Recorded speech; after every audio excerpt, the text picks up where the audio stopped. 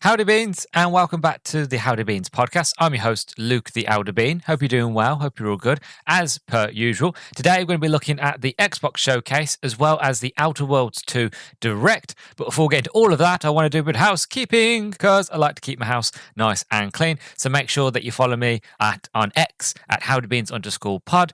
As also, if you listen to this on YouTube, don't forget to like, comment, and subscribe. And finally, if you listen to this on Spotify, don't forget to leave a 5-star rating and to follow me on Spotify if you're not doing so yet, because I'm really close to 135 followers on there. I'm currently at 133, so if you can get those 2 extra for me, I will be eternally grateful. Anyway, as I said, I am mega excited today because we get to talk about the Xbox Showcase.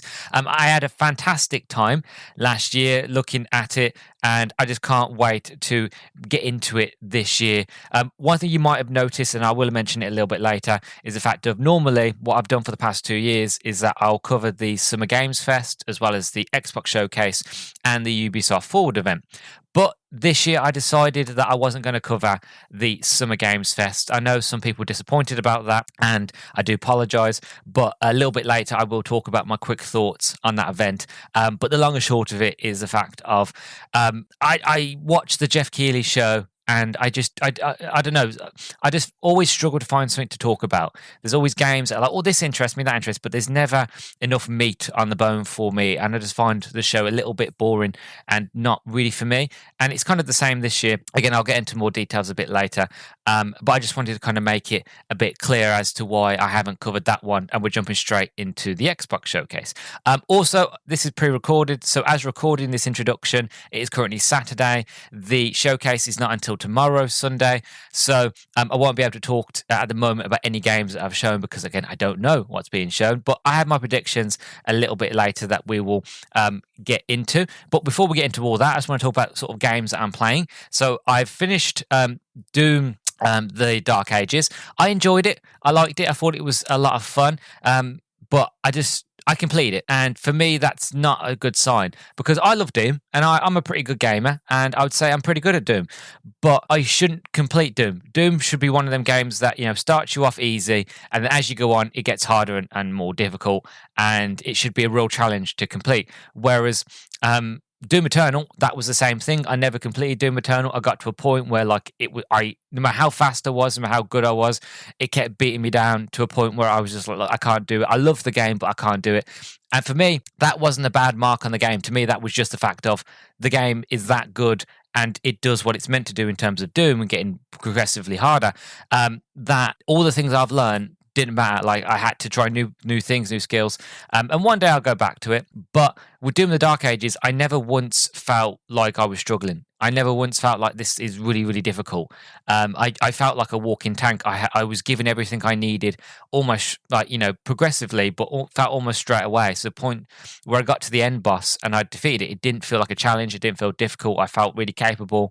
And then I completed the game and that was it. So it's a good game. I enjoy it. I prefer Doom 1 from 2016 and I prefer Doom Eternal. I just feel like they're better, but still I love the idea of going back to a Dark Age sort of feel to it. Also, I've completed Oblivion. Well, say completed. I've completed the main quest. I've done the Dark Brotherhood. I've done the Fighters Guild. I have done the I've started the Thieves Guild, I've started the Mages Guild, I've done the Arena, I've done the DLC, so all I've really got left to do is the Thieves Guild and the Mages Guild, and that's it. But apart from that, I'm done. But what I feel like with Oblivion, it's one of them games that you can, if you want to, put hundreds of hours in and do everything, or you can, like what I'm doing is, sporadically here and there, you do a little bit, you play something else, you come back to it. So that's what I'm going to do. I played a bit, I've enjoyed it. I'm going to come back, play something else, and I'll come back to it and do the small little odd things. But I love it. I think it's a fantastic remake, remaster. It's beautiful. It's everything that I remember Doom. Like, this is how I remember Doom looking. When I first played Doom, how it looks now is how I remember it looking. Obviously, we know it didn't, but that was the same sort of feeling. Like when I come out the sewer, it looks brilliant and amazing and gorgeous, and it still has that Oblivion jank. Like it's still the Oblivion code, so it's still janky and Bethesda wonkiness, but it's great and I love it. And if you're a Bethesda fan, you play the games and expect them, and you enjoy those little bugs and issues. But yeah, a lot of fun. So those are the games that I'm playing at the moment. As for the showcase, so I want to talk a little bit about what was shown last year. So at last year's Xbox showcase, we had Call of Duty Black Ops 6, which is kind of interesting because I haven't played Black Ops 6, but recently I've had like the urge to go back and play Call of Duty. So I bought Call of Duty Ghost and Call of Duty Advanced Warfare and Call of Duty Black Ops 3. I've never played any of them before, so I went back and played them. It was a lot of fun. It also kind of gave me that sort of itch of like, I really do kind of miss Call of Duty campaigns, to be honest. Even the ones that are not great, I'm still just miss that sort of arcadey sort of linear shooter sort of games from like the 360 era. So it was a lot of fun going back playing them. And I'm leading myself back up. So like I'm playing through the games I haven't played before. Go for all, like play Cold War, not Veilguard, what's it called? Vanguard, and then I'll play Black Ops 6 and then whatever the new one, which I have a feeling we'll get the announcement of the next Call of Duty this year, because again they do it, it's in a cycle. Every year there's a new Call of Duty, so I'm sure we'll get a new one this year. Then we had Indiana Jones and the Great Circle. That was a brilliant game. I played that game all the way through Christmas, had a fantastic time. I actually did a long review of it here on the podcast, so if you haven't checked that out, you can check that out now. But it was a brilliant game. I actually loved it. Then we got the announcement of Gears of War E-Day, which I am so hyped for. Like, I won't lie, I was in tears. I was crying my eyes out. Like, not majorly, like not major dramatics, but like I was tearing up when Gears of War E-Day was announced, because like we got Marcus back and Marcus had Dom, and I'm going to get emotional now just talking about it because I'm a big sap. But it was lovely. It was absolutely wonderful to see them back together again, and it's during E-Day. It's like it's during Emergence Day. It's the beginning of the Locust-Human War, and from somebody who's read all of the Gears of War novels and some of the graphic novels and a big fan of the games, to me, this is brilliant. So I'm really, really excited to hopefully, fingers crossed, we get some more Gears of War E-Day this year. Again, Doom of the Dark Ages, I've already spoke about that, but that was announced. Avowed, I played Avowed. I really enjoyed it. To be honest, it started off very, very slow, that game does, but it's almost like the developers realize how slow the beginning is. So when you get to about the middle to the end, it just speeds up so quickly that you haven't got time to catch up. But it's still a great game. I really want DLC for it. I don't know if it did well enough to get DLC. They did updates recently that just was like ease of life sort of updates, kind of make things a bit easier, add a few extra features, that sort of thing. But there's been no talks of DLC, story expansions, which I would love to explore this world more. So I'm hoping that obviously at this showcase we get a bit more of that. Then we had Diablo 4, the Vessel of the Hatred expansion. I don't really care, to be honest. I'm not a Diablo fan, but that was announced. Then we had Flight Simulator 2024, another sort of great game. Then we got World of Warcraft Remaster. Then we had Dragon Age the Veilguard, another game that I played over Christmas last year. I had a lot of fun with it. Again, I did a review of it with Indiana Jones and the Great Circle. So again, if you want to check it out, we can go back and check it out. The long and short of it is the fact that I really, really enjoyed it, but it's a safe bet. They played it really safe, a bit too safe with the game to maximize sales, to maximize audiences, which is a bit of a shame because they really went away from what made Dragon Age, what made that series so special. So even though I really enjoyed it and I had fun with it, and I almost very closely 100% completed it, even though I enjoyed it, I can still very much sort of step back and be like, look, you played it too safe, and you needed to kind of stick to what Dragon Age was and then expand upon that. Because again, I loved Inquisition. I thought Inquisition was brilliant.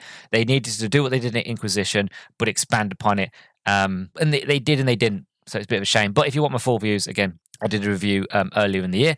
Then we had Assassin's Creed Shadows. Haven't played it because I'm not really interested in Assassin's Creed at the moment. I'm getting a bit creeded out. But I've got a friend who's played it and completed it and absolutely loves it and raves about it. So when it goes on sale, I might pick it up. But as of now, I'm all creeded out currently. Then we got Stalker 2, Heart of Trouble. That was a sort of re-announced, as well as we gave a day of when it was coming out. I haven't played it yet. It is on my to-do list, but I've got so many games on the backlog. I know it's on Game Pass, so I will get around to it eventually. but it does look a lot of fun. It's apparently very difficult. It's like really, really hard. So I'm kind of apprehensive, but also very excited to give it a go. Age Mythology, which was retold. I think that was a reboot of the original Age Mythology. Then we had the Fable announcement, which was brilliant. I'll talk a bit more about Fable a bit later. Mixtape was announced. The Perfect Dark new game, which I think it was a sort of tech demo, sort of like cinematic, which again, I'll talk about that a little bit later. Expedition 33, I've been playing this, haven't completed it yet. It's kicking my ass, but I absolutely love and enjoy the world, the music, the characters. Like, it's a AA studio doing triple, quadruple A gaming, and it's absolutely brilliant. And if you haven't tried Expedition 33 yet, you are missing out sorely. Then it was South of Midnight was shown and had a release date for. Again, South of Midnight, played it recently. I liked it. I thought it was an interesting concept, but it is very repetitive. It's very, and again, I haven't got an issue about the linearness, but it's very linear. It's very repetitive. You're doing the same things over and over again. It's not overly difficult. It's not overly easy. It's just a very middle of the road game. Like, it's good, but for me, it was a very sort of average sort of like, I'll play it, and then once it's done, I won't think about it again, which I haven't until now. So it's a bit of a bummer, but I like the idea of it, and I feel like there's a lot to expand upon it. So if they ever did a sequel to South of Midnight, there's a lot that they could do with that. But it is overall not a bad game, just very middle of the road, in my opinion. Then we had the Shattered Space, which was the DLC for Starfield. Apparently that didn't go very well. I remember seeing this announcement, being very hyped, being very excited, because I was one of the few people that enjoyed Starfield. And then the DLC came out, and I saw the reviews. Each one of them was negative, even from like the biggest sort of like Starfield lovers. Even they were like, it's terrible. And then you see the DLC, and it's even now, it's still like £26, and I'm like, I can't justify paying £26 for a DLC that's not very long. And it's apparently not very good. So I will potentially get Shattered Space eventually when it goes on major sale, but it's not a game that I'm willing. It's not a DLC I'm willing to spend £26 on at the moment, which is a bit of a shame. But it looked good at the time. It's just hindsight. We know it wasn't. Then State of Decay 3 was announced. That looks really, really good. Wu Chang Fallen Feathers was announced. Then you had Elder Scrolls Online Golden Road. Metal Gear Solid Snake Eater. We got to see a bit more of that. I'm not really big into Metal Gear, to be honest. I had Snake Eater on the PlayStation 2. And it wasn't mine. It was given to me, and I played a bit of it, and I completely sucked at the game, and I never played it again. Then we had Fallout 76 Sky Valley expansion, which was absolutely brilliant. I love Fallout 76. Granted, I haven't played it in a while, but I feel like if you haven't played Fallout 76, you need to get on it and play it. It's really, really good. It don't listen to the haters of when it first came out. Like, yes, it was terrible when it first came out, but the game that exists now compared to the game that came out, they're two different things, and it's a real great fun experience, and everybody's really nice, everybody's really friendly. Literally the whole idea and concept, like, you meant to scavenge and survive and kill other players. Everybody that you meet is nice. Not a single person attacks you. Everybody's friendly. People welcome. People give you gifts. Like, if you're struggling, people just give you things. It's absolutely wonderful. It's a real lovely community, and I highly recommend giving Fallout 76 a go. Then we had Life is Strange Double Exposure. That was shown off. Then you got new Sea of Thieves expansion. Then we had Atomfall. I played Atomfall. Again, it's like South of Midnight. It's one of them games that once you realise what the whole point of the game is just collecting batteries, and that's it, really. Like there is character, and like there are choice and consequences and stuff like that, and then you can go through the game and kill everybody and still complete it and all that jazz. When you realise and you really strip it down and you go, I'm just collecting batteries to turn on a machine to then get to the end goal, and that's it. It's a bit of a bummer. Like, it's a fun game, and like my dad started playing it and he absolutely loves it, and he's taking his time really to do everything. Whereas with me, I kind of like, I like this guy, I'm going to follow him, and I followed him to the end, and I sat there and went, is that it? I didn't like the ending I had, but apparently from what I've heard, none of the endings are great, to be honest. But yeah, I didn't have a lot of fun with it, but they have announced recently their story expansion for it, which again, I'll admit, because of my experience with the main game, I'm not overly excited to play the expansion DLC, because I feel like it's going to be the same thing. So I'll wait for that to come out and get some reviews on it before I jump in and give that a go. But yeah, Atomfall, it's I'd say better than South of Midnight, but it's still one of them games that once you realise what it is, you're like, oh, Okay, I'm just collecting things. All right, fine. It's great for achievements. I'll say that. And anyway, so then there was Flintlock: The Siege of Dawn. That was announced. Then we had Winterborough, which is the one that reminded me of Mouse Guard, where you've got the little mice or little rabbits. That I don't know if it's come out yet. I don't think it has because I've been keeping my eye out. If it has, then I'm blind. But that was a game that I was really excited for. So I do hope that we get to see a bit more of that game. Or we get a sort of release date or something, because that was a really wonderful little like Mouse Guard sort of winter survival with a little mouse, and I thought that was absolutely fantastic. Then we had Fragpunk. This is now released on Xbox for free. I was going to give it a go, and I downloaded it. I went to go play it, and then it was like, oh, to play, you have to make an account. And then I just uninstalled it. And I'll just say this here for anybody listening. If you're a developer and you have to gate wall your game off by making somebody make an account with an email and a password and all that jazz. I'm just going to say this right now. If I play your game and that is what's thrown at me straight away, I would just turn it off and uninstall it. I don't care how good it is. I did it with Exoprimal. I've done it with Fragpunk. I've done it with a few other games as well. I'm just not interested of doing my email and making a password for a game that I'll probably play for an hour or two and turning it off, to tell you the truth. So yeah, don't do it.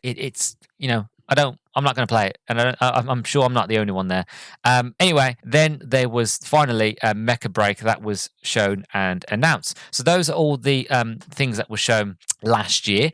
And I just want to do a sort of quick talk about things that were shown at the summer showcase. This year, there's not many things that took my interest with the summer showcase, honestly.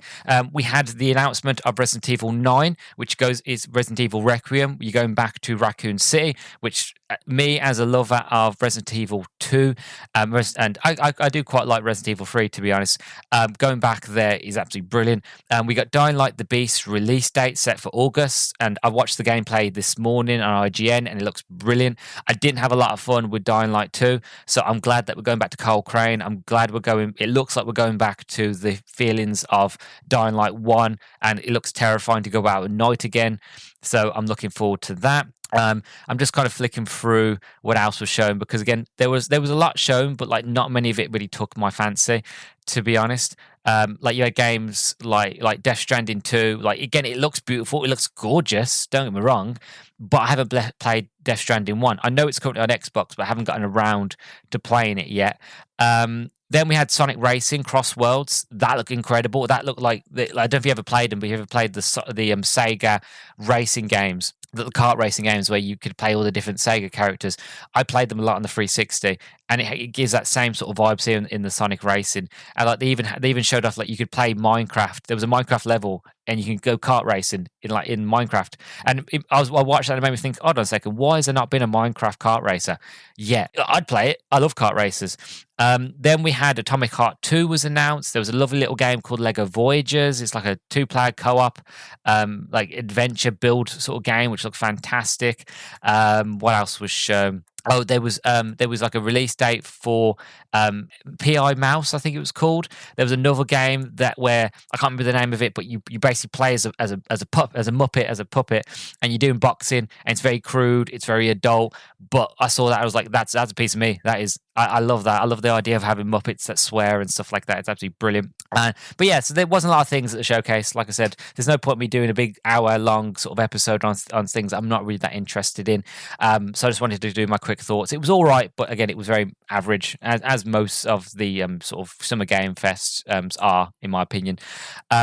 Anyway, so what are my predictions of what we will be shown in this showcase? So I have a few. So I'm really hoping that we get some more details about Fable. I want to see what is next for the franchise for Fable, in terms of I want to see more gameplay. I want a release date. I want to know when is this game coming out? It's been pushed back so much. Will it come out this year? Like, don't get me wrong, I'm more than willing for them to go, let them cook, take your time with the game. Don't rush it, because again, I don't want them to rush it, because I really, really love Fable. But this year, I'm really hoping there you go, Fable. comes out August or soon, or like Christmas, or like this year, or at least the beginning of next year, or something like that. Like, show me some more gameplay, show me some more story, and then, you know, give me a release date. That's all I really asked for. Same with the next one, Gears of War E-Day. I'm hoping that we see some gameplay. If this game doesn't come out this year, I don't mind. Like, I want it this year, but again, because it was announced last year, they don't need to pull it out this year. If it is, great, but I just want to see a bit of gameplay. I want to see how it looks on the new Unreal Engine. I want to see how it plays. I want to know a bit more about the story, because again, I know it's the overall story, what's going on, but I want to know what specific story is being told. Are we going to see any new characters? Are we going to see Ty? Are we going to see any of the characters from the books, you know, characters that haven't been shown in the games before, like things like that. Like, these are little bits that I want to see in this sort of gameplay. So that's what I'm hopeful. Hopefully as well that we see something from Double Fine. So Double Fine is a brilliant studio, and the last sort of big game that they released was Psychonauts 2, which again, if you haven't played Psychonauts 2, play it. It's absolutely wonderful. It was one of the best games I played of that year, and it has been. It's still one of them games I still think back fondly, but they haven't really done anything since. So I'm hoping to see something new from them. It doesn't have to be Psychonauts 2, like 2 DLC or a new Psychonauts game. It could be anything. It could be Brutal Legend 2. It could be something completely brand new. I don't really care what it is. I just want to see what they do next, because I love Double Fine. I love their games. I love the studio. I watched the whole documentary about them that they did, which was absolutely really insightful. And I wish more game studios would do things like that. And I want to see more from them. I want to see more on what they're doing and that sort of thing. Next, also, now that the FTC have finally stopped trying to sort of get at Microsoft with the Activision acquisition, now that's put to rest and done, I want an announcement or some sort of talk about Activision's back catalogue of games becoming backwards compatible on the Xbox. Because, like, Xbox a couple of years ago basically said, like, we can no longer do backwards compatible games. We can only do so many. We have done as much as we can, and we can't go any further at the moment, and they ended up having to shut it down, sadly. But now that Xbox owns Activision and they own the Activision back catalogue, I want to see them go, now that things are put to rest with the FTC, it's time now to go, let's put the back catalogue on. I want to see Singularity. I want to see Marvel Ultimate Alliance. I want to see the Spider-Man games. I want the sort of Transformers games. I want, you know, all of, you know, the new Bonds coming out. Do a big announcement. All the original Activision Bond games are now available on the Xbox. Like, do a lot more backwards compatible stuff. Or even if it's not backwards compatible, which goes on to my next thing I'm going to talk about, remasters, things like that. Like, talk about, like, you've bought this, like, back catalog. You've bought Activision. Use it. You know, I know you bought it for Call of Duty. Let's be honest, you bought it for Call of Duty, but you've got this back catalog. New announcements, backwards compatibility, remasters, reboots, whatever, just use it. That's all I want. I just want an announcement that they're doing something with it. You know what I mean? And that, again, leads me on to my next thing. I want to do Transformers game, or a remaster of the War for Cybertron and Fall for Cybertron games. Again, it comes into the sort of backwards compatible side of it, but if they're going to reboot it, or if they're going to remaster it, I don't care, or put it back on. I just want a new Transformers game. I feel like the War for Cybertron and Fall for Cybertron games are absolutely brilliant. I want to see that, but modern, sort of next-gen graphics, and it'd be absolutely brilliant. I think there's a lot you could do with next-gen features with a Transformers world and characters. It'd be brilliant, and that's what I'd love to see.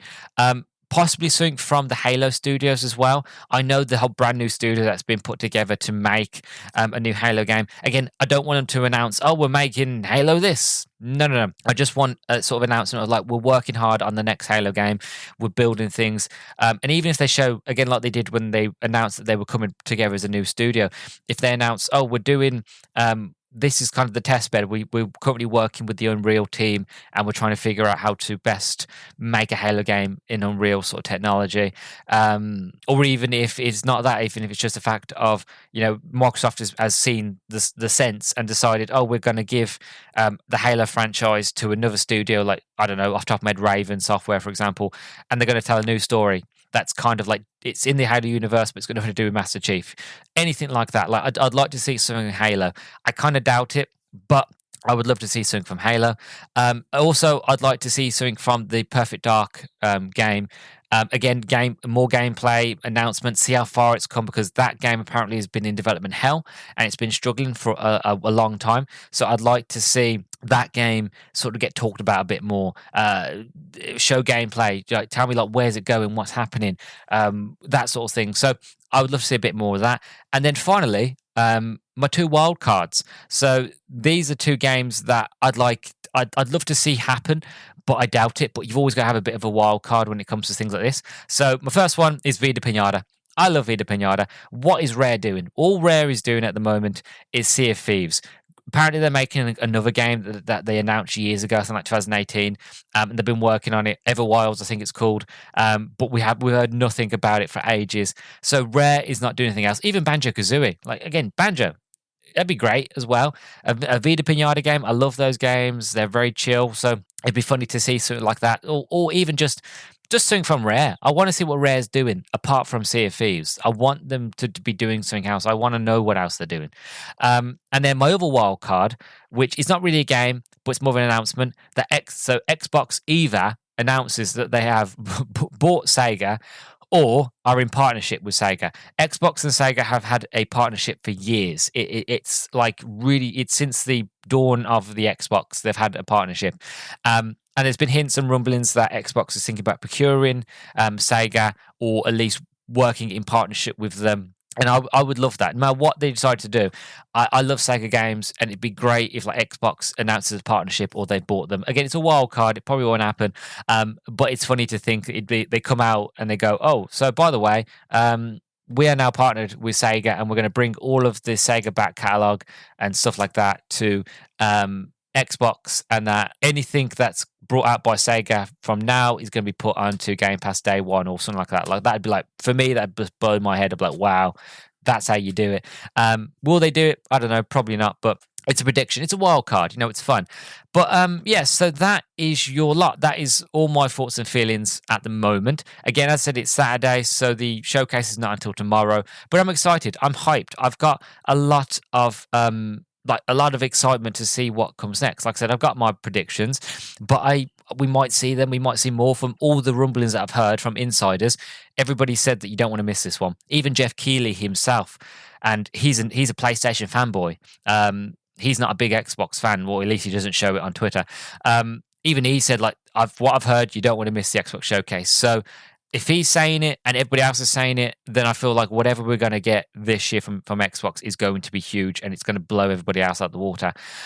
So I am hyped. I'm excited, and I can't wait. So I've been rambling on for about 28 minutes now. So I'm going to go off, edit this intro, shorten it down a bit. And then when we come back, we can talk about the Xbox showcase announcements. And so until then, I will see you in a minute. I'm so excited.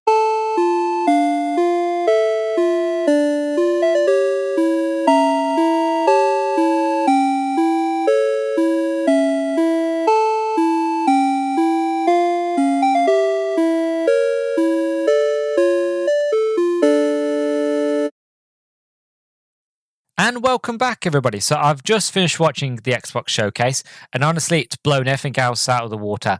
Honestly, the PlayStation Direct was blown out of the water. The Jeff Keighley Summer Game Show has been blown out of the water. It once again, for the past 3 years, this being the 4th year, Xbox Showcase has literally embodied the feeling of E3. I miss E3. E3 is not around anymore, but Xbox has managed to really capture what it feels, what E3 felt like when I was younger. I used to watch the E3 lives of the new games and things like that. And again, for the past 3 years, they've also been knocking out the park. Every single game has just been incredible. I've been excited. I've been pumped. Like, this is why I cover Xbox every year, not just because I'm an Xbox fan, but because they always knock it out the park. I'm always at the end of it feeling hyped, feeling pumped, feeling ready for whatever comes next in gaming. And this year is no different. So right off the bat, they started it with the Outer Worlds 2 gameplay / story footage. I'll get on to talking a bit more about the Outer Worlds at the end because they did a big direct on it. But what I saw, I really, really loved and enjoyed. That comes out October 29th this year and is Game Pass day one. So I'm really excited for that one. Then they showed off High on Life 2 coming later this year. That comes out Game Pass day one. I loved High on Life. I never got around to playing the story expansion High on Life. My brother played it. He said it was absolutely incredible and hilarious. I didn't think we'd get High on Life 2, especially not this soon.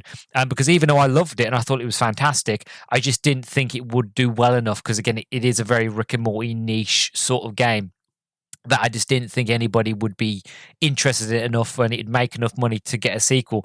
But it has, and it did, and we are. And it's coming later this year. And it's going to come out on Game Pass day one. So you're eating good if you're on Game Pass. And to be honest, that says a lot for the rest of the games in this. Majority of them, if not mostly all, are Game Pass day one. So if you're an Xbox fan and you're a Xbox Game Pass subscriber, you're eating good this year and next year and for the rest of time, as long as Xbox is around, basically. Then we had a new game, which was Resonance: A Plague Tale Story. I was quite proud of myself for this one, because as I'm watching it, I'm sitting there thinking, that feels like Plague Tale, but none of the characters that I knew, like Alicia and that, were there. And I thought, well, I love Plague Tale. I played both of them. I even did a review of the Plague Tale Requiem, the second game, on the podcast for my first year podcasting. So it's been a while since that game come out. And I fell in love with the characters and the world. And I'm sitting there thinking, oh, well, no, it doesn't look the same. And then at the end, it said Resonance: A Plague Tale Story. I was hooked. Like, I was just enthralled. So I don't know how it connects in. I don't know how it's going to work, but I'm here for anything Plague Tale. I'm ready for. Sadly, it won't be coming out until 2026, but that's fine, because a lot of other games that are on this list that are coming out this year, I won't have time for it, because especially as they're all coming out on Game Pass day one, I'm not going to have the time. So push it back, cook, 2026, that's completely fine with me. Then they showed off the ROG Xbox Ally handheld announcement. So this one's been talked about for ages, that the ROG Ally and Xbox were working together on a new handheld. Xbox has also said that they're going to make their own sort of in-house handheld as well. But while that one sort of pushed, I think they've put that one pushed that back a bit now. But they showed off the ROG Ally. To be honest, I'm not really interested in streaming decks and things like that. It doesn't really interest or fascinate me that much. But I will say, the idea of being able to have an Xbox hardware and take it on the go. Because there are times when, like, I don't really want to sit in my room all day play Xbox. There are some days where I'd wish I could sit downstairs with the family. Granted, I'm still not paying attention to anybody, but at least I'm still part of the family. I'm not hid in my room like Gollum, you know? So I like the idea of it. Will I get this one? I don't know. It depends on the price, to be honest. But this is like the big thing that Xbox is doing. This is Xbox's new initiative. This whole thing that this is an Xbox, this is an Xbox, this is an Xbox, where you can literally play anywhere. And all the games that we're showing you today, you can play anywhere. That's a big thing that Xbox is rolling out this year, is the fact of anything can be an Xbox, whether it be TV, your phone, a streaming deck, a console.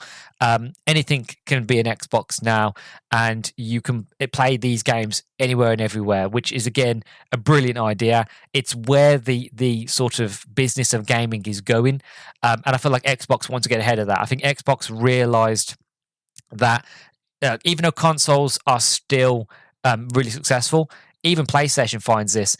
You realize when you do a console, you sell a console at a loss, because you're selling the hardware, but you're making it back on the software, which is the games, really. And Xbox have lost the previous 2 years with the Xbox One and the Xbox Series consoles, because with PlayStation 1 with the PS4, the PS5. And so I feel like Xbox is trying to get the jump on like next generation, where it's like people are now wanting to stream. Now cloud gaming is a big thing that's more popular and like more accepted, and phones are getting more powerful and TVs are getting powerful and things like that. You don't need a console. Not that I'm saying I don't think they will do a console. I think they will be another Xbox after this generation.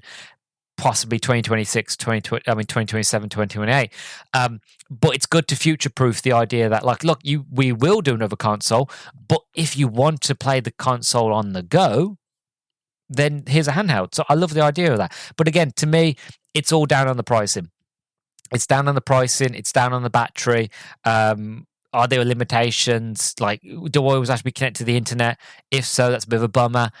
Because again, I don't really want to take it out and about if I can't get internet access. Like, if I'll basically, can I play a game without having to need internet access? I get it. If I want to download a game, obviously I need to be on the internet. But if the game's already downloaded, or if it's a game, I say, like, I bought a new game on my Xbox digitally, and that I own that game's mine, and I have it installed on the console, and it's installed on the handheld. If I want to then go out to, say, my mate's house or go on holiday and decide to play a few hours of that new game, will I be able to do that and still unlock achievements? These are the questions that I want answering. Like, what are the limitations? Because as of now, it seems really interesting and pretty and like fascinating, but I just want to know the ins and outs. So that's anything that's putting me off. But the idea that Xbox is going handheld, I love it. I think it's an ingenious idea, and it's getting ahead of the curve, and it's like being at the forefront of this new sort of generation, this next step in gaming, this gaming everywhere and anywhere. So I'm completely here for it. Even though I might not buy one day one, I might do eventually down the line once they get all the sort of ins and outs and we figure out how this new thing is and how it works. Anyway, so there's that. Then there was a new game called The Blood Dawnwalker that comes out in 2026. Oh, sorry, I forgot to mention the Rogue Alley game and handheld comes out holiday this year. So we find out around about Christmas time when it goes out on sale, how much it'll be, and hopefully more details then. Sorry about that. Anyway, so the next game was The Blood of Dawnwalker 2026. This reminded me basically of Blade, but like set in medieval times, which again I'm all here for because I love Blade. Again, the idea behind this medieval setting, a guy got bit by a vampire. He's basically, well, they call him a dawn walker, but he's a day walker, which means he can walk in the light and in the dark. He's half human, half vampire. Don't know much more than that. It's coming next year. I'm completely here for it. Then we had another announcement, which at first I generally thought it was Mario, because it's this lovely lush sort of field area, and also out of the ground pops a sort of iconic, really as iconic as the TARDIS, like police telephone boxes with Doctor Who. This green pipe came up, and as soon as I saw it, I was like, Mario, no way. Xbox has done a collaboration with Nintendo to get Mario onto the Xbox, and then out comes Super Meat Boy. I was like, bait and switch. You know what? I love it. I think it's great. So yeah, we're getting a brand new Super Meat Boy game. It's something that I never thought we'd ever see, because I remember playing Super Meat Boy in the Xbox 360 and rage quitting because I just got my arse handed to me. Because again, Super Meat Boy, it's a lot of fun and it's a great game and it's a great indie game. It's one of the all-time classics. But it's not easy. It's hard. So to get a new Super Meat Boy game called Super Meat Boy 3D, so it's no longer 2D, it's in a 3D environment, which looks brutal, and I think they've got co-op and they've got online play and stuff like that, so absolutely brilliant. I think it's absolutely fantastic. That is coming to Game Pass day one next year. Then there was Ninja Gaiden 4. This is coming out on the 21st of October this year, and it's also going to be in Game Pass day one. Again, I'm not really big into Ninja Gaiden. I remember playing Ninja Gaiden when I was young. Again, very sort of popular and very well known for being very difficult.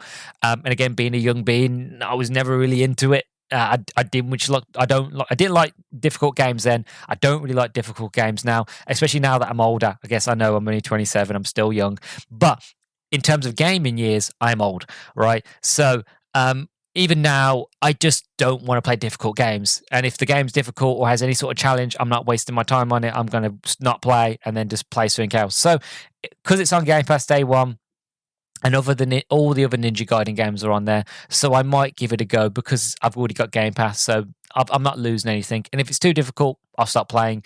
If it's my type of cup of tea, I'll give it a go. But yeah, it's not one I'm really excited for. But again, if you're a Ninja Gaiden fan, that's what's coming next on Game Pass. Then we had Indiana Jones and The Great Circle, but this was like a story expansion for that, which I was really hyped for. It's called The Order of the Giants, which was coming September the 4th, 2025. Yeah, I did a whole review for Indiana Jones: The Great Circle, so I won't get into full details. If you want to know my thoughts and feelings, you can check that review out. But to kind of see more about this world, I was so hyped because I loved the game. I thought the game was absolutely brilliant, and I really want a DLC. And now we're getting it, and it's going to be the continuation with the Giants.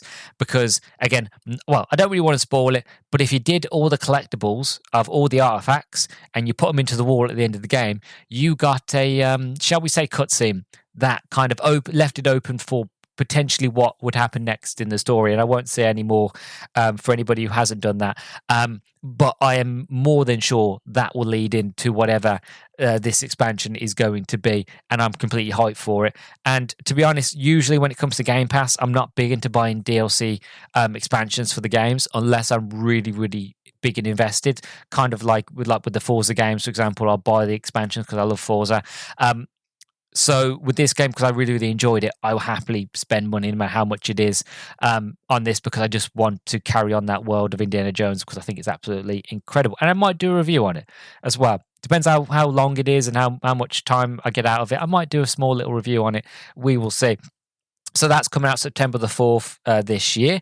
Then we had the Beast of Reincarnation. This is coming out Game Pass Day 1, coming out in 2026. Not much to say about it, to be honest. Then we had Clockwork Revolution gameplay and story. This game is like if Fable and Singularity had a love child, and this was the end result. It's incredibly British.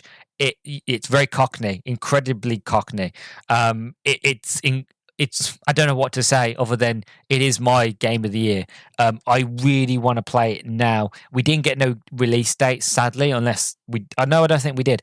We didn't get no release date, so that means it's probably next year. But that's fine. That's fine with me. Let them cook. Let them take as long as they want. Again, Game Pass Day 1. From people from In Exile, who made the Wasteland games, which you haven't played Wasteland 3, that's another game you got to give a go. It's brilliant. That's on the Game Pass as well. But it's just great. It feels like Singularity. Like I'm sitting there going, like, you have a device in your hand. Obviously, if you ever played Singularity by Raven Software, it's a brilliant game. If you haven't played it, it's only on the Xbox 360. But if you can find a copy and you've got a 360 that plays it, play it. Basically, in that game, you get a device called the TMD, which is the time manipulation device. And it basically allows you to go back in time, go forwards in time, bring things from the past to modern times. You can use it as a weapon, so you can shock enemies, and you can turn them to age them really quickly, turn them to dust, and things like that. And the same things happen in this game. You've got this time device, so whenever you die, you can rewind, come back to life, kind of like Sands of Time, Prince of Persia. You can also shock enemies and turn them to dust, and they're brilliant. And I'm sitting there going, this is kind of like the spiritual successor to Singularity that I've wanted for ages.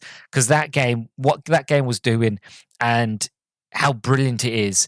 It's a shame that it's stuck on the 360, and I've campaigned for ages for it to be backwards compatible, or to get a remake or a remaster, or even just to get more people's eyes on it, because it was a game that came out, it came and went, and it deserves so much love. So to see a game like this that has some similarities in gameplay mechanics, I'm all here for it. I really, really am. And again, the Fableness of it, it's brilliant. It's one of them games that you didn't know you needed it till you saw it, and then you were like, yeah, that's me. That's a piece of me, that is. I want more of that. So yeah, Clockwork Revolution, I'm all here for it. Like, my game of the year, whenever it comes out, I'm sure it'll be the game of the year for me, because I just feel like it was brilliant. Oh yeah, I just love it. It's just great. Then they showed Grounded 2, which is coming out July the 29th, which comes out Game Pass Day 1. I'm not really big into Grounded.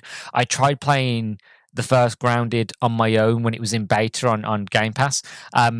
Apparently, it's more fun with people. I couldn't get anybody together to play it with me, so I didn't really know what I was doing. The game was still in beta, and I just basically got lost, and I wasn't sure what to do, where to go, and then I got killed by a giant spider, And after that, I was like, yeah, no. I've been told it's really, really good. And I've been told it's worth going back. But again, it's one of the things of like, unless I can get a group of people together to play Grounded 1 and then a group of people to play Grounded 2, it'll probably be a game that I skip, in all honesty. Again, that's my opinion. But even so, it still looks pretty great. It looks pretty wonderful. Like, it's Obsidian. You can't go wrong with Obsidian, you know. I just wish I had people to play a game like that with.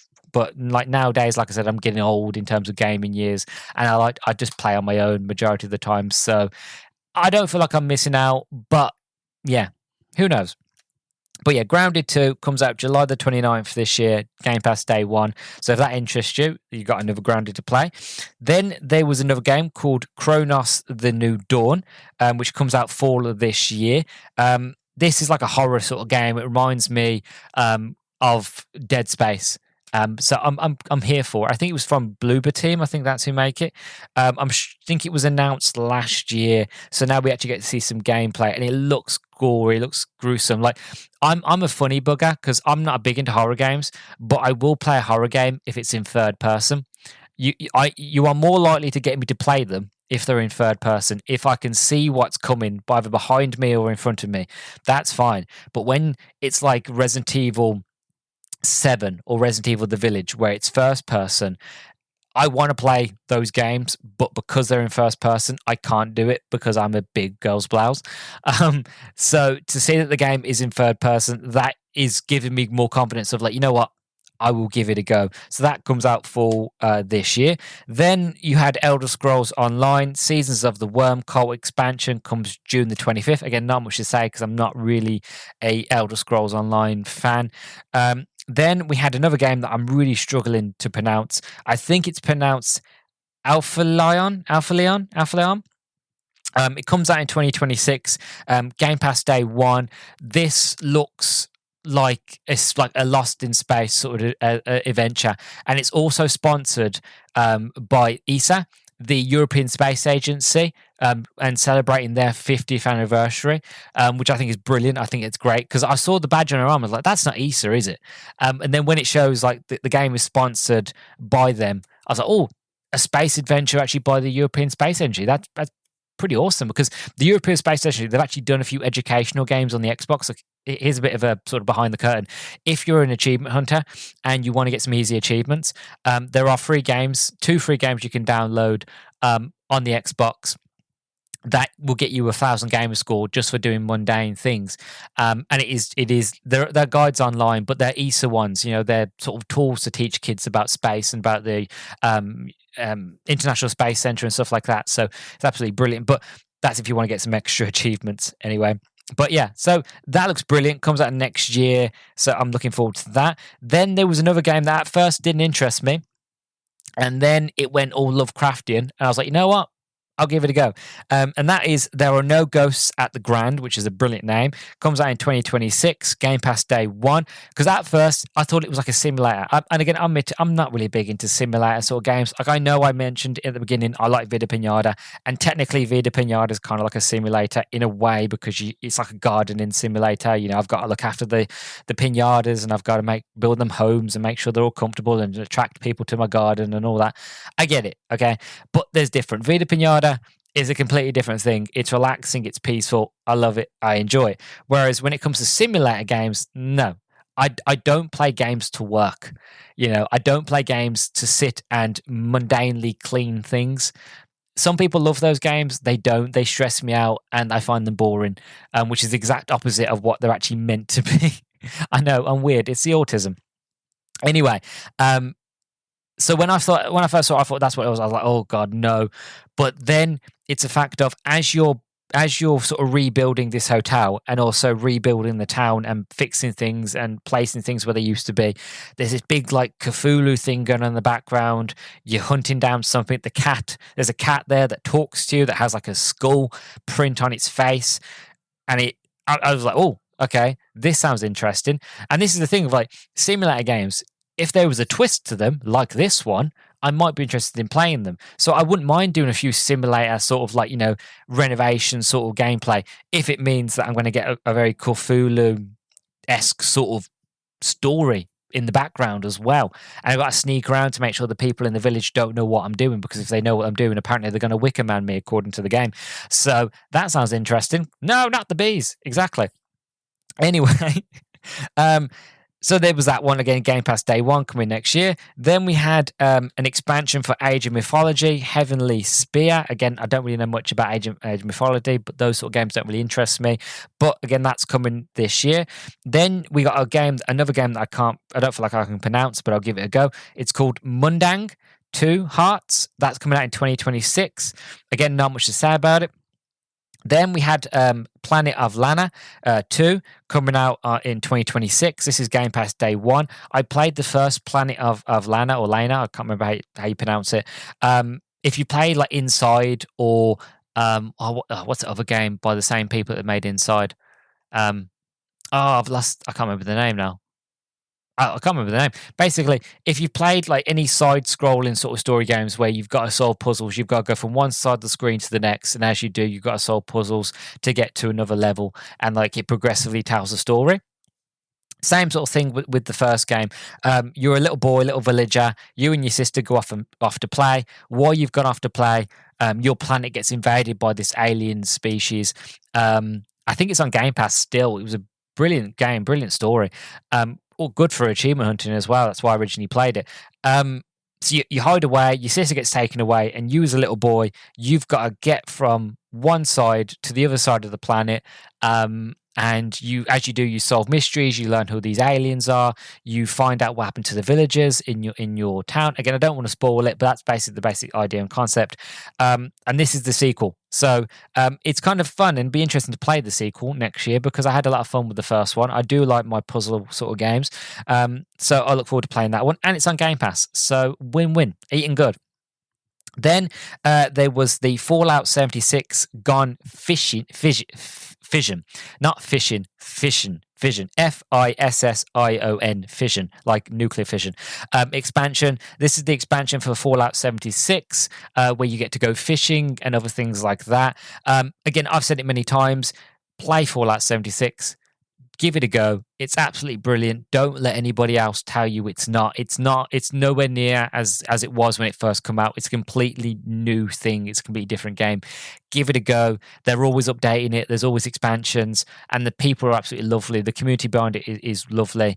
And there's like every time you go into a world, the world's always full of people. So you never feel like you're on your own. There's always other people around there, NPCs as well as real people.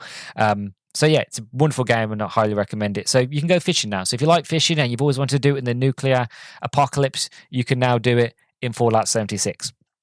Then we had Tony Hawk's Pro Skater 3+4 launch trailer, which is coming out July the 11th this year on Game Pass Day 1. We actually got to see Tony Hawk. Then we got to see a bit of Bam Margera, not in the flesh. We got to see Bam in the game doing a few ollies and things like that, which I thought was pretty great, because there was a big thing about him not being in the game. So I'm glad they put Bam back into the game, because he was in the original. So you've got to put him in here as well. And yeah, like they said, like they're hard working on the game. The game will be here soon. So it's coming out July the 11th. For anybody who's interested, who is excited, you can actually play the demo today, which weird to say, because we don't really see demos anymore. Like I used to crave demos when I was younger. We used to watch E3 and they're like, you can play the demo now, and I used to jump on my Xbox 360 and download the game and play it, and I love demos. So yeah, you can play the demo now of it, but if you don't really want to play it and you want to play the full experience, you've got not a long to wait. It comes out July the 11th. I have a lot of memories playing Skate and playing Tony Hawk's Pro Skater as well. I think also Pro Skater 1 and 2 are coming to Game Pass as well soon. I think they're dropping this month, so you can play them and get used to those games, and then play the sort of sequels next month as well. So you've got a lot of Pro Skater coming for all those skating people out there. I might give it a go, because it's been a long time since I've played any Tony Hawk's games, so that'd be a lot of fun. Then you had At Fate's End, which comes out in 2026, Game Pass Day 1. Again, not much to say about it, but it looked interesting. Then we had Gears of War Reloaded, August 2025. So I've got okay. I was about to say I got an issue. I haven't got an issue because it's not really an issue. It's more of a me thing. But I'm going to rant anyway. Gears of War. I really wanted Gears of War E-Day. That's what I was hoping for. I was hoping to see some more about Gears of War E-Day. I will get onto that in a minute, as well as a few of my predictions. But what we're getting instead is Gears of War Reloaded, which is basically Gears of War 1, but with 4K, better sound, better visuals, crisper, that sort of thing, which again is completely fine. And I know why they're doing it is because they're putting a Gears of War on the PlayStation, which is fine. It's the first game. They have, they want to put it on other consoles, which is fine. Again, PlayStation fans get to experience it, and again, they want to make sure it looks really, really good. Again, that's completely fine with me. But what they should have done, really, is did a collection where it's like, we remastered Gears of War Ultimate Edition, the first one, years ago.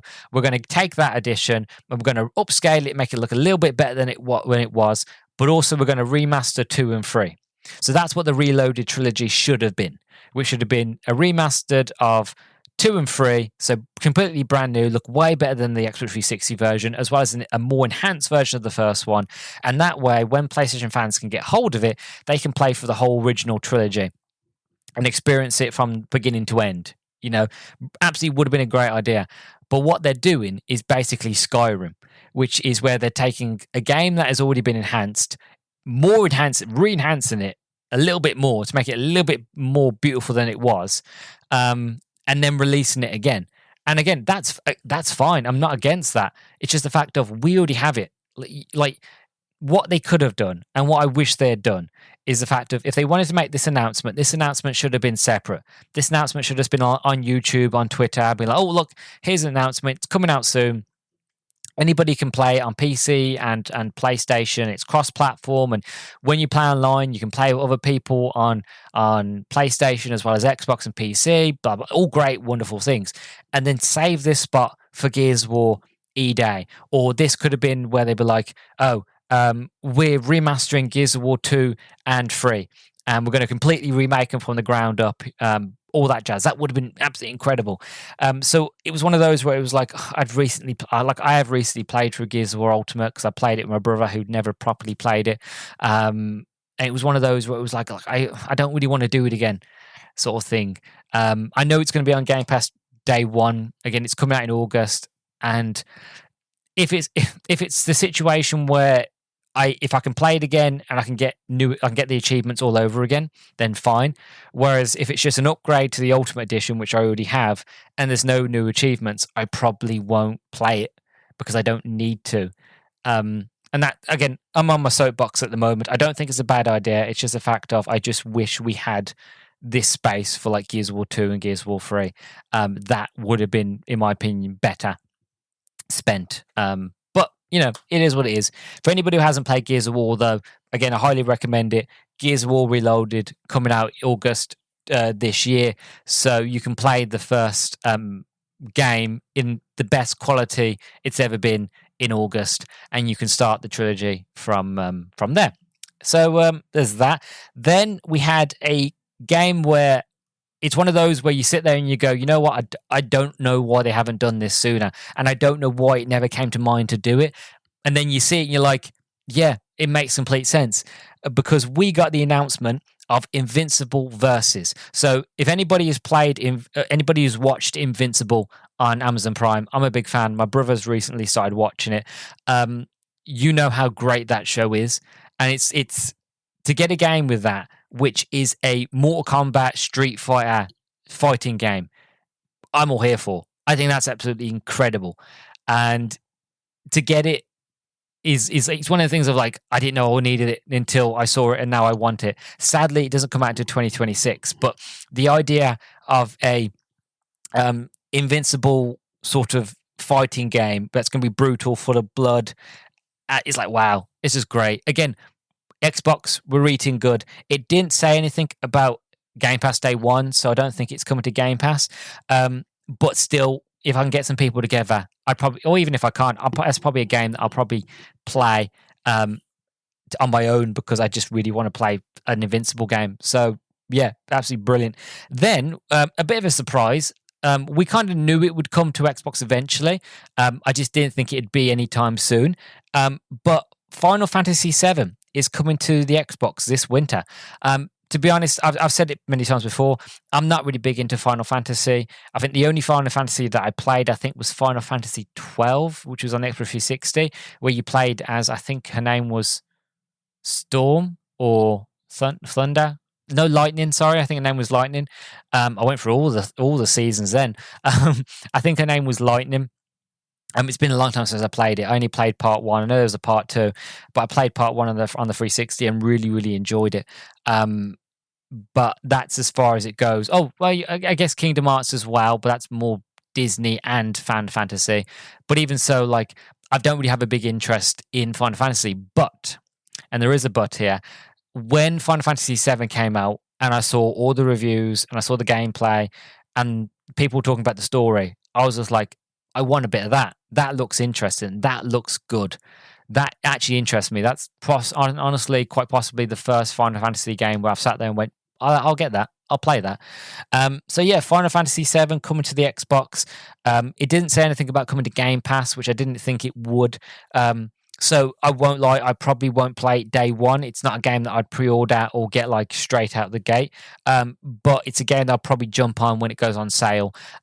Mainly because of the apprehension of it being Final Fantasy. Even though I am interested, it's still the apprehension of like, it's Final Fantasy. It might not be good.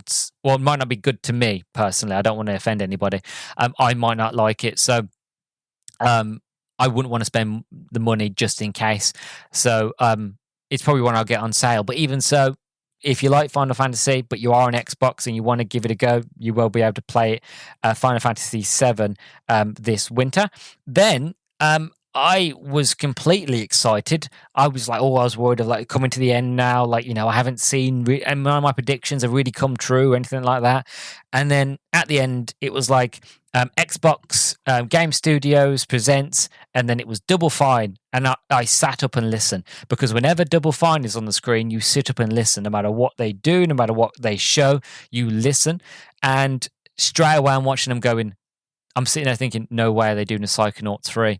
I didn't think they would do a Psychonauts 3 after watching the documentary. That I didn't think they would do another Psychonauts so soon. And then it completely different. It's like like the best way to explain this scene, it looks like a nuclear wasteland. It looks decrepit. It looks sort of old and horrible. And in the foreground, there is a giant lighthouse that's decrepit, old, and a bird sits on top. And the lighthouse falls down. Then all of a sudden, at the bottom of the lighthouse, it starts to sprout legs and it starts to move. And then you are playing as the lighthouse, and the light is the eye of the lighthouse. And then you've got a bird on top of you, and you're moving around and you're doing platforms. I have no idea what this game's about, but I don't care. I want to play it. It's called The Keeper. It's coming out October the 17th in 2025. I don't know if it's Game Pass day one. Because I didn't write it down. I would imagine it will be, because it's Double Fine, and Double Fine is owned by Xbox. So I would imagine it is Game Pass day one. I must have missed it in the hype. I was that excited. I must have missed that bit, but it wouldn't surprise me if it is. But again, I don't want to say it is or isn't, because I'm not 100% sure at the moment. But I wouldn't surprise me if it isn't. But yeah, Keeper looks brilliant. Even if it isn't on Game Pass, I will happily buy it, because I would buy anything that Double Fine makes, because I love all their games. So yeah, so I thought that was it. I thought, okay, look, we're going to go on straight into the direct now. We're going to talk about OuterWorlds 2.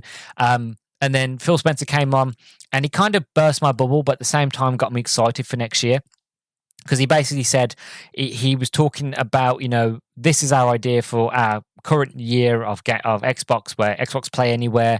He showed off the handheld a little bit. He's like, this is our new sort of idea of where we want to go. And then he was talking about you can play games anywhere. And then that's going to translate into what we show next year, because next year is the 25th anniversary of Xbox, which I'm really, really looking forward to. And they were basically saying of like, next year you can expect Fable, Gears of War E-Day. And then he hinted at a classic that has been with Microsoft and Xbox since day one. I have a feeling that is Halo. I couldn't think of anything else. The only thing it could be is Frenzy. But I don't think it's Fusion Frenzy. Even though I know that game is widely loved by the Xbox community, I don't think it's Fusion Frenzy. So more than likely, it's Halo. But even so, he hinted at a classic that's been with them since the beginning. So it's got me hyped for next year. Am I bummed out? Of course I am, because we didn't get to see anything that I wanted to see this year. So my predictions, again, we got to see a new Fable. No, but we did get a mention that it's going to be showing next year. So that's something to look forward to. Again, Gears of War E-Day, didn't see anything, but it's mentioned for next year. I do get a tick for something new from Double Fine. So that is a prediction that came true. So I'm really glad that we got something new from Double Fine. Sadly, we didn't get anything from the Activision back catalogue of games, become backwards compatible. Again, I was hopeful, but we didn't get anything like that. Maybe we will. Maybe it's a bit too early, maybe later in the year, or maybe even next year for the 25th anniversary for Xbox, we might see it. So there's still hope there. Which then also leads into, again, nothing from Transformers or the remasters of the old games. But again, Hasbro has mentioned that they are interested and really want a sort of sequel or remakes of the old games and more Transformers games. So that's always on the table. Like if Hasbro is interested, then why not? If the people that own the license are like, yeah, we want you to do something with it, and they're willing to give it you, why not? So we didn't see anything this year, but again, maybe next year. Again, possibly something new from Halo. Didn't get anything new from Halo. We got hints at it, well, potential hints. So we might see something from Halo next year. We didn't see anything from Perfect Dark, sadly. And again, my wild card, nothing from Vida Pinata. We did get something from Rare. I didn't write it down because they show it every year, but they did talk about Sea of Thieves, a new expansion for it. But to be honest, I tell you the truth, when that came on, I went and got ice cream. And when I came back, it ended. And I asked my brother what that was. And he just said it was Sea of Thieves. So I don't really know what that expansion was. I missed it. But we did get something from Rare. But it was no Vida Pinata. It was no Banjo-Kazooie, which is a real shame because Xbox owns these franchises, but are not doing anything with them. And I don't understand why. And apparently, there's a new leader at Rare, a new game leader, who is now running the show at Rare. So the hope is now that there is fresh blood who's running the studio, that we get more than just Sea of Thieves, that we get to see whatever Wild is, that finally gets shown maybe, or we get to see a new Banjo game or anything, or just something new from Rare, because currently all they're doing is Sea of Thieves. And again, I think I said this last year, I want to play Sea of Thieves, but I've got no one to play it with. So it's not a game that interests me because I've got no one to play it with, so... Yeah, but yeah, so no Vida Pinata. Xbox didn't announce anything to do with Sega, either buying them out or having a partnership with them. Again, it is a wild card, but still, it would have been sort of funny and interesting. So that was the Xbox showcase itself. Then they had an Obsidian Direct, and they went to a bit more details about OuterWorlds 2 and Grounded 2. I'll be honest, when they started talking about Grounded 2, I kind of started to sort of pack away the ice cream, drink the last bits of my tea, and then I got my notes together and went upstairs. So when I started recording this at the beginning, that was still going on. It's probably ended now. Again, I'm not really interested in Grounded 2. I won't go into it. I've already said as to why. But yeah. But I stayed for the Outer Worlds 2 sort of deep dive discussion. First impressions, it looks an improvement from the first game. I've always said this, sometimes sequels are never better than the originals. That is true for movies, but it's not so true when it comes to video games. There are a lot of cases in video games where the sequel is better than the original. It actually happens a lot more in video game than it does in any other medium, to be honest. And this one looks like it's taken everything that Outer Worlds 1 was and has improved upon it. They even say in the doc where they were basically talking about the fact of they have more time to work on it. They've now got more money and bigger budget thanks to Xbox partnering with them as well. So they could make a more of an Outer Worlds game that they wanted to make, but they couldn't make with the first game. So That's brilliant. So they've expanded on things. You've got more weapons, more traits. They've worked more into the floor system, which is actually brilliant. And I just think it looks incredible, to be honest. I just want to play it now. Again, we won't have to wait long because, as I said, the game comes out sort of later this year in October, and October is going to be stacked and we're really busy during Halloween because I've got all the Halloween stuff to do for the podcast, as well as play all new games. So it's going to be fun finding time to play them all.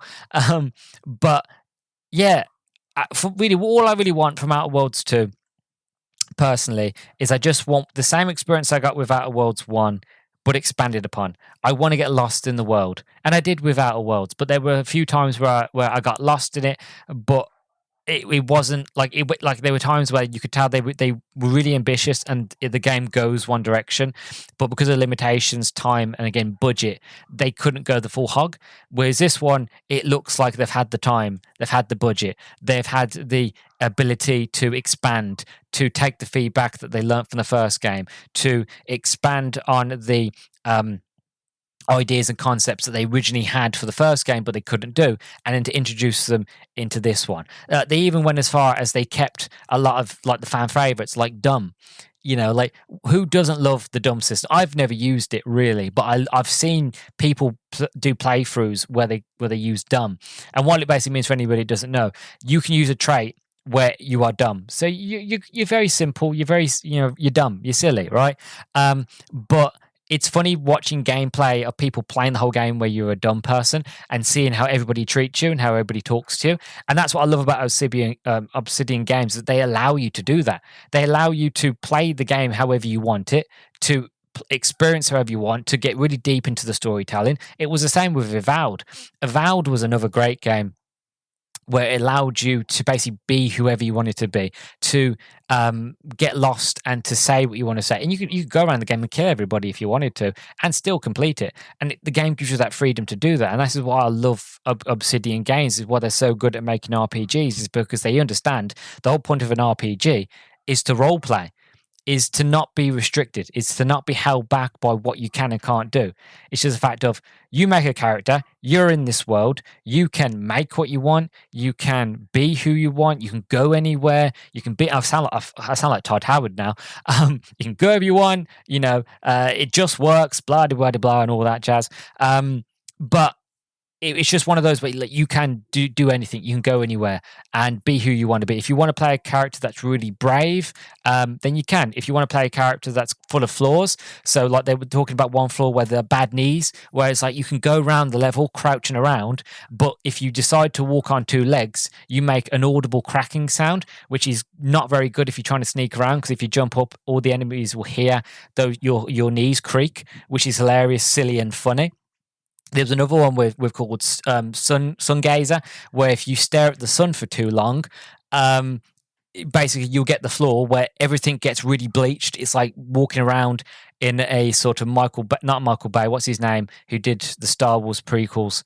I can't remember his name, but he's really famous for lens flares. It's like walking around with lens flares everywhere and the contrast being really high. Like it almost makes the game unplayable. But if you choose to play the game where you stare at the sun for too long, it gives you cataracts. So, you can't, everything's going to be really bright and really horrible. And things like that, like these little flaws that, like, again, I'll admit, when I played Outer Worlds 1, I never chose any of the flaws, because you can choose to not have them if you don't want them. So I never had any of the flaws because I didn't really want to play the game like that. But I had friends who played the games with the flaws and they had a fun time. They're bringing back the science weapons as well and expanding upon the science weapons. They're bringing back the shrink ray, which was a lot of fun, which in the original game, you could shrink enemies for a short period of time, and if you didn't kill them in time, they would grow back to normal size. Where in this game, once you shrink them, they stay small, and you can walk on top of them, you can squish them, or you can get close to them, get a mallet and squash them, and stuff like that. Absolutely brilliant. Fantastic. It's a lot of fun. It's basically taking the idea of space and space travel with a bit of wackiness, a bit of silliness, because again, let's admit it, space hasn't got to be serious. Just because you're going to space, you haven't got to be Star Trek, you haven't got to be Star Wars, you haven't got to be serious. Space can be fun, it can be wacky, it can be different, and I love that. I just think it's absolutely fascinating. And then you've got all the propaganda, and you've got the factions are back. So you've got Auntie Cleo, she's back, as well as with Space's Choice. But Auntie Cleo and Space's Choice have joined forces. So now it's Auntie's Choice. And that looks great. And there was on about, like, because this new planet that they're on, this new system, all the corporations have basically come in and tried to claim their mark. They've stylized it to look very much like World War One, trench warfare, stuff like that, and everything has that look and feel to a very rustic sort of World War One sort of look, which I think is absolutely brilliant. To get lost in this world, and it makes sense where you've got Spacious Choice and Auntie Cleo have joined forces to take over and to reap this planet of all its resources and all the things that's going on there, which again is completely typical for these corporations. It's the whole point of this game, really. And yeah, I just got lost in it. I just think it's fantastic. And to think that we're getting this game this year as well is brilliant. And Obsidian, a round of applause to Obsidian. They've launched 3 games. They're going to launch 3 games this year. Avowed came out beginning of the year. Then we're getting OuterWorlds 2. Then, so we're getting OuterWorlds 2 near the end of the year. We're getting Grounded soon. 3 games in 1 year. This is insane. This is absolutely insane. But it just goes to show Obsidian is not a studio that you look like that you doubt. Because if you doubt them, you're a fool. Because the things that they create, the games they create, every game they basically make is knock out the park, brilliant. And now they've got the funding, but backing from Xbox, they've now got the freedom to make those big sort of expansion sort of games that they want to make, and they're not tied to making the smaller games that they were doing for years. So I think that's absolutely brilliant. So yeah, that is the showcase, really. I'm just really happy and excited. For me, it's a 10 out of 10 showcase. I absolutely floored, and I really loved and enjoyed it. And I can't wait for the rest of this year now. Because again, all these games, bar from a few, all on Game Pass, all coming out this year. A few coming out next year, stuff to look forward to. It's the 25th anniversary of Xbox next year. We've got hints of Fable, hints of Gears of War, potential Halo franchise stuff, which means I've got to catch up on reading the books and playing and reviewing Halo Infinite. So I've got to get onto that, but I should be fine. It won't be, I'm more than sure in 2026, the game will be announced, and it won't be that year. It'll be 2027. So I'm sure I'll be fine and have enough time. But it's going to be funny looking back on hindsight, laughing at myself in the future. I said that and the game comes out next year. Who knows? But yeah, so thank you very, very much for listening to my coverage of the Xbox Showcase for 2025. Again, as always, I hope you liked it and hope you enjoyed it. Again, please check out anything that I've done on the Howdy Beans podcast. If you're listening on YouTube, don't forget to leave a like, comment, and subscribe. If you listen on Spotify, then don't forget to leave a 5-star rating, and leave a comment down below on Spotify, and maybe give me a follow if you're not following me on Spotify already. Also, you can find me on X at howdybeans_pod. And I think that's about it, really. So I'm tired. I'm knackered. I can feel my voice going already. So I'm going to wrap things up. Thank you very, very much for listening, as always. I've been your host, Luke the Elder Bean. It's been an absolute pleasure to talk video games with you this evening. And I'll catch you all in the next one very, very soon. Goodbye.